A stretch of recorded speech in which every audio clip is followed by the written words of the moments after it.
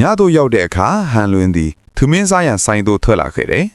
ဟန်လွင်သည်သူ့ရဲ့အသီးစိတ်အရာသူ့စီကိုလူတယောက်နောက်ယောင်ခံလိုက်နေသည်ကိုသိလိုက်ရတယ်ထို့ကြောင့်ဟန်လွင်သည်လူသူမရှိသောလမ်းကြားတစ်ခုစီသို့ဦးတည်သွားလိုက်တော့တယ်လမ်းကြားသို့ရောက်တဲ့အခါဟန်လွင်ကထွက်လာခဲ့စမ်းဟုအော်ပြောလိုက်တယ်ထိုအခါအမောင်ထဲမှဓာတ်ရှည်လွယ်ထားသောတရုတ်လူမျိုးတယောက်ထွက်လာခဲ့တယ်ဟန်လွင်ကထိုလူအားကြည့်ပြီးမင်းကလီဖေးလာဟုမေးလိုက်တယ်လီဖေးကတည်း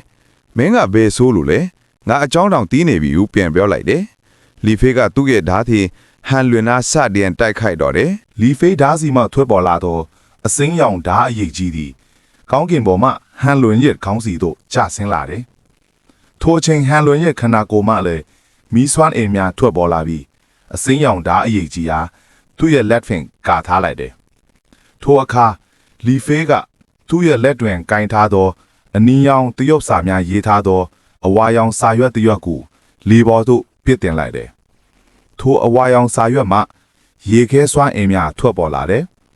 ရေခဲစွမ်းအားများကဟန်လွင်စီသို့ရောက်ရှိလာပြီးဟန်လွင်အားအေးခဲသွားစေတယ်ဟန်လွင်အေးခဲသွားသည်ကိုမြင်လိုက်ရတဲ့အခါလီဖေးမှအလွန်ပျော်ရွှင်သွားပြီးသူ့ရဲ့ဓာတ်ကိုကင်ကာဟန်လွင်စီသို့ပြေးလာခဲ့တယ်ထိုအချိန်အိတ်ခဲနေသောဟန်လွင်ရဲ့ခန္ဓာကိုယ်မှာအနီရောင်ဆွမ်းငယ်များထွက်ပေါ်လာပြီးရေခဲများဟာအေးပလော်သွားစေတယ်ဟန်လွင်ဒီသူ့ရဲ့လက်နှစ်ဖက်လုံးကိုငကားလက်အထည်ပြောင်းလဲလိုက်ပြီးသူ့ထန်လို့ကြားရောက်လာသောဓာတ်စုပ်ကင်ထားလိုက်ပြီးညချေပြန်လီဖေးအားလမ်းကန်လိုက်တော့တယ်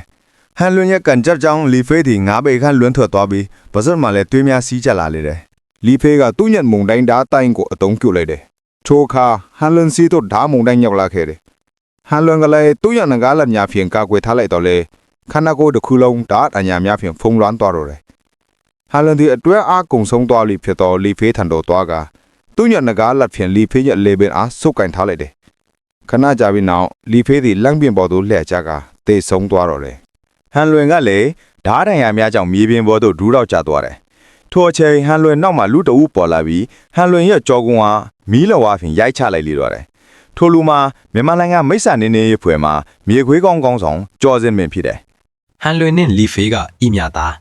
မကြမီဟန်လွင်နှင့်မြေခွေးကုံခေါင်းဆောင်မီရဇလန်းကိုတင်ဆက်ပေးသွားပါမယ်ခင်ဗျာ